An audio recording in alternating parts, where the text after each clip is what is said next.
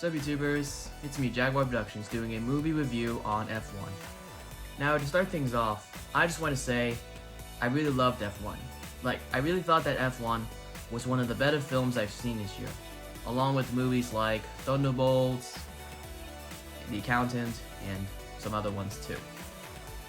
Now, before going into this film, I wasn't sure whether or not that I'd be interested in seeing it at first, but after hearing the reviews online, people saying it was good, plus the reviews I've been seeing, plus I've heard on the news yesterday that it was like in a top spot at the box office, I decided to give it a try.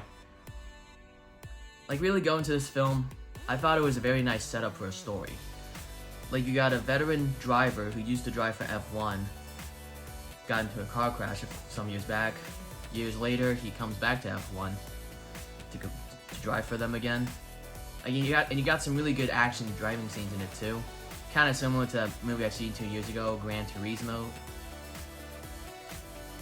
Really, when you get to the scenes of the racetrack, you really just feel the intensity of the character of Sonny driving. You can really just see what it's like for him to drive on the track.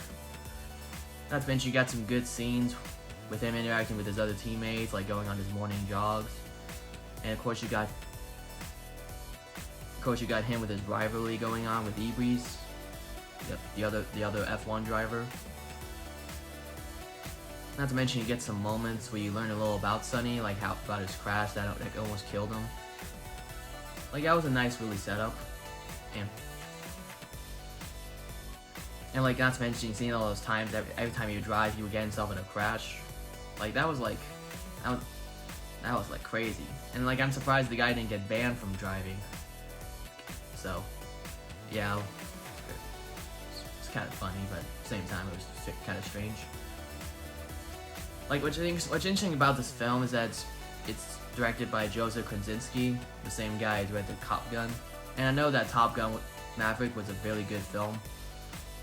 So it was kind of nice how he applies that same cinematography and directive style to race car driving. It's a really good choice for a director, you know. And I gotta say, Brad Pitt really shined in this film. Which I'm sure it's pretty obvious that Brad Pitt is a very lovable actor. He's played in a lot of films over the past few years, like World War Z, and many others. Really, Brad Pitt is such a really cool actor, he's really just that interesting of a person. And his acting performance in F1 was really good, He's just someone who doesn't talk much about himself, just likes to drive. Doesn't do it for winning. And you can tell sometimes he doesn't get well with others, like Ibris. I think it's a really nice setup of his character arc in the film. I read online saying of how this film wasn't based on a true story, but the F1 was a real thing. So it was kind of cool how Joseph Kosinski took something that was real and made his own story with it. That was pretty good. So all in all, I think F1 was definitely one of the better films I've seen this year. Probably the best film, in my opinion, though. It's only been we already been halfway through this year, so I'm sure there are many other great films along the way.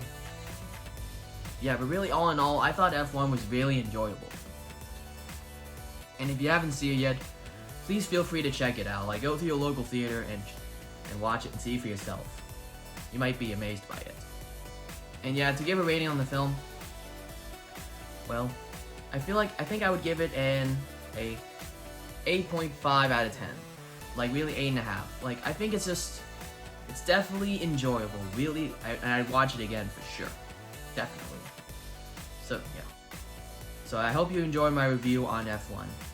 And feel free to check out my previous videos, like my review on Squid Game Season 3, and many others. And be on the lookout for my next upcoming reviews like Superman, Fantastic Four, and many more. And don't forget to subscribe, like, and comment for more videos by Jaguar Productions.